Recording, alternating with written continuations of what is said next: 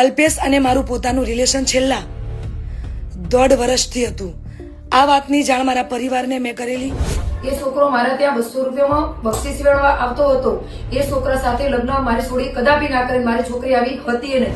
ના કોઈ દાગધમકી કે ના કોઈ દબાણથી કર્યા છે। પૈસા માટેની ગેમ રમી રહી છે। એમની રાજીપો ના હોવાથી મેં મારી જાતે મારું ભવિષ્ય, મારી જિંદગી મહત્વપૂર્ણ નિર્ણયમાં મેં મારી જાતે લીધો છે। હવે કઈ રીતે બનાવ બન્યો એ અમને કોઈ ખબર નથી। આ ગેમ એના પરિવારના પૈસા માટેની ગેમ રમી રહી છે।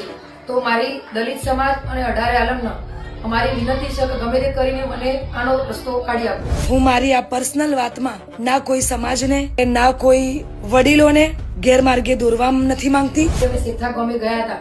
સિરથા ગામે ગયા હું અને મારો સમાજ અને મારા સગા સંબંધી ત્યાં ગયા એટલે અમને ઉશ્કેરીને કાઢી મૂક્યા। અમે કહ્યું કે ભાઈ મારી છોડી અમને મૂકી દો, એટલે એમને અમને ઉશ્કેરીને કાઢી મૂક્યા। મારા સાસરે એટલે કે